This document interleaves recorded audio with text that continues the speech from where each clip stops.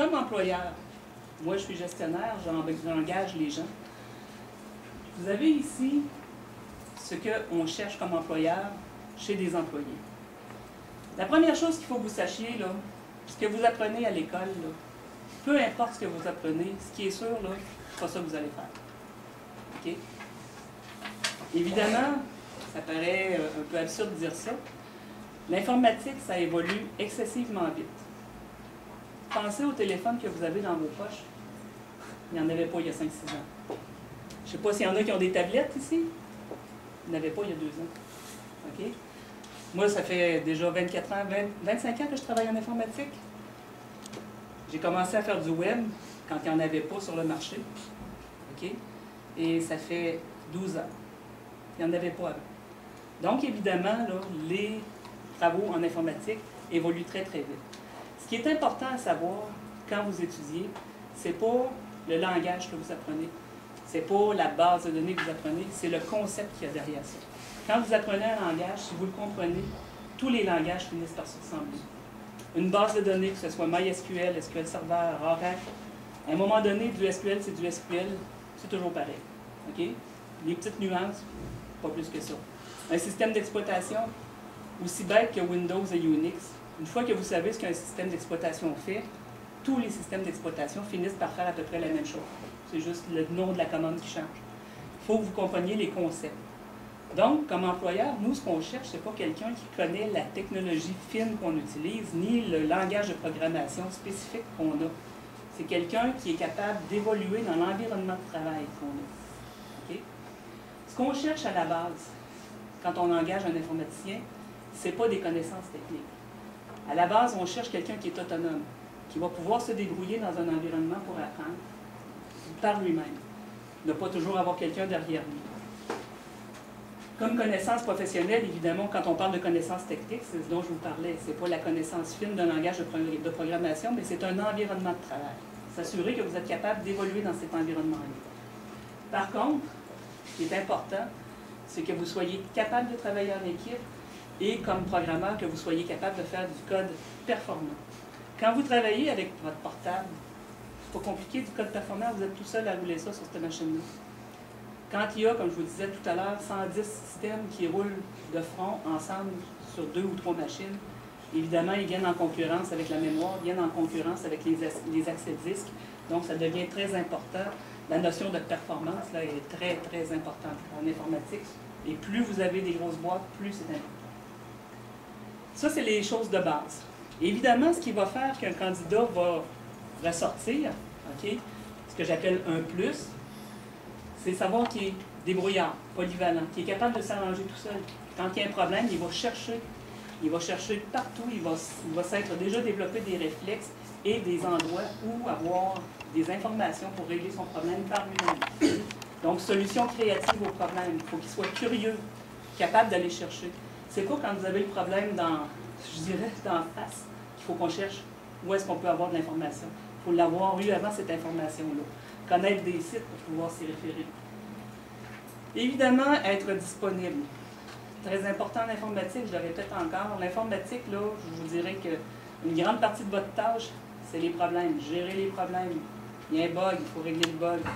André Clément pourrait vous en parler, il a passé l'avant-midi sur un bug. Et ça, là, quand il y a un bug en informatique, là, vous avez fait le système, vous êtes le seul programmeur à connaître le code, mais vous avez 200-300 utilisateurs qui sont devant un écran noir et qui attendent que le problème se règle. Ça veut dire qu'il y a 200 à 300 personnes qui ne travaillent pas tant que vous n'avez pas trouvé le problème. Très important d'être disponible, de trouver les problèmes rapidement, donc évidemment d'avoir la connaissance préalable pour régler ces problèmes-là. Évidemment, supporter le stress. Quand on vient vous dire il y a 300 personnes qui attendent après toi, c'est stressant. Okay? Souvent, vous êtes appelé de soir, de nuit, de fin de semaine. C'est stressant aussi. Donc, c'est important. Un plus, évidemment, au point de vue professionnel, il faut que vous soyez organisé. Il faut que vous soyez efficace. Toujours dans le même objectif.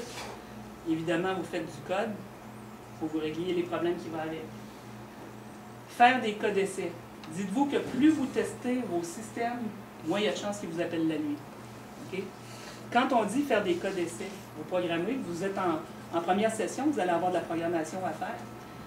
Quand on vous demande de tester vos programmes, testez pas ce qui marche. Si vous avez un champ nom puis que vous écrivez Louis Trudel, là, 12 lettres, pas d'accent, fiez-vous à moi, ça va passer. Pas de problème, il n'y en aura pas de bug. Mettez un nom avec des André Clément Perrault, trait d'union, accent aigu. Déjà en partant, là, vous risquez d'avoir des problèmes. Mettez des noms à consonance exotique là-dedans, avec des tildes ou des choses comme ça, vous êtes fait. Okay? Testez les choses qui ne sont pas supposées fonctionner. En informatique, on a une terminologie. Les tests que les informaticiens font, on appelle ça des alpha-tests.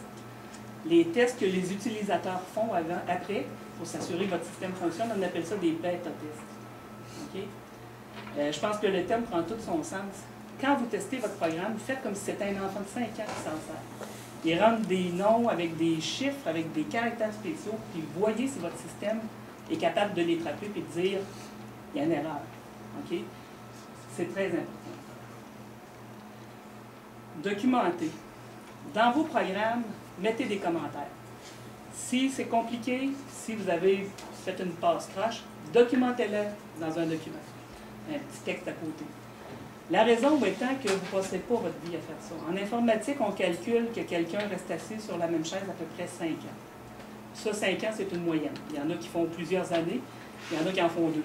Ce que ça veut dire, c'est que quand vous allez partir, il y a quelqu'un d'autre qui va reprendre votre programme. Et ce quelqu'un-là, il ne faut pas qu'il se retape le code de A à Z pour savoir ce que ça fait et essayer de comprendre. La documentation, dans un programme, les commentaires, très important. La documentation qui appuie ça, tout aussi important. Okay? Et malheureusement, je vous dirais, lire l'anglais. En informatique, la très grande majorité des sites sont en anglais. Les références technologiques sont aussi en anglais. Et je vous dirais même que dans les entreprises, même où on travaille en français, on fait afficher les codes d'erreur en anglais. La raison étant que quand on va sur Internet pour voir si quelqu'un a déjà eu ce problème-là, on le met en anglais parce que si on le cherche en français, on se limite à très peu de gens. Tandis qu'en anglais, la communauté met ses problèmes en anglais, donc ça se trouve, on trouve plus de références et évidemment plus de trucs pour débugger. Ça, c'est ce qu'on cherche. Je vous dirais, c'est ce qui fait ressortir un candidat quand on le passe en entrevue. Une fois qu'il est embauché, on ne veut pas qu'il reste là toute sa vie, on veut qu'il y ait une progression dans sa carrière pour aller plus loin. Okay? Très important en informatique, être ouvert au changement. La raison étant, je vous l'ai dit tout à l'heure, ça évolue très très vite. Ce que vous faites d'année en année, ça va changer, ça va évoluer. Il risque même que ce que vous fassiez aujourd'hui, dans 3 ans, ça n'existe même plus. Okay?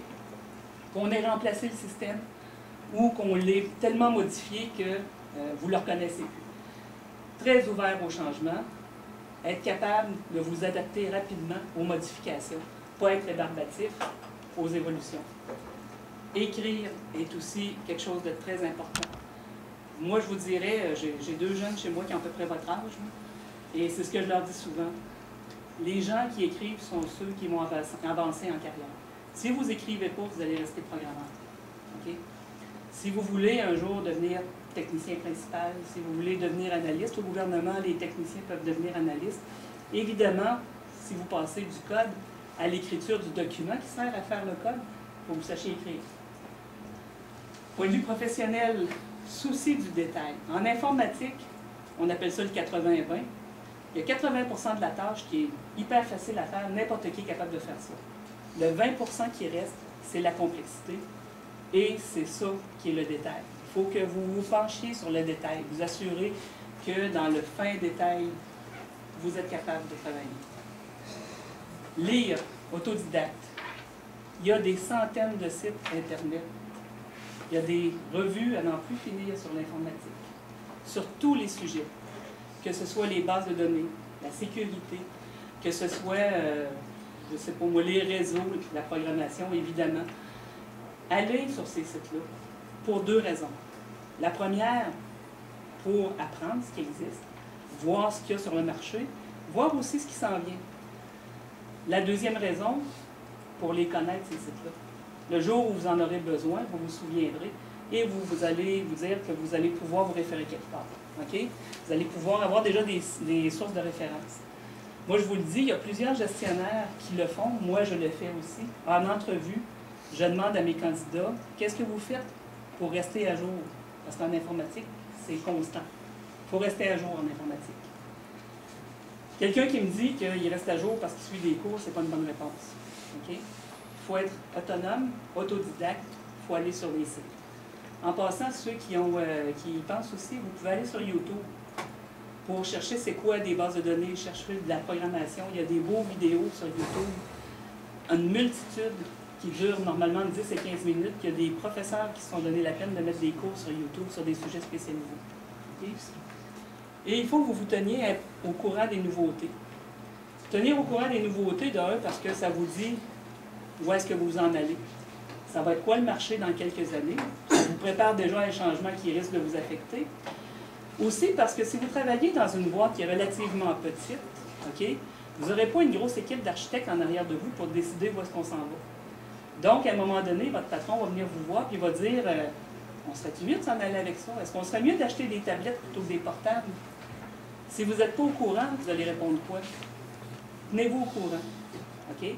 Ça vous permet, quand votre employeur vous demande conseil pour l'informatique, ça vous permet d'avoir des idées qui sont appuyées non pas sur des impressions, mais sur des choses qui existent pour le vrai, sur des tendances du marché. Y a-t-il des questions?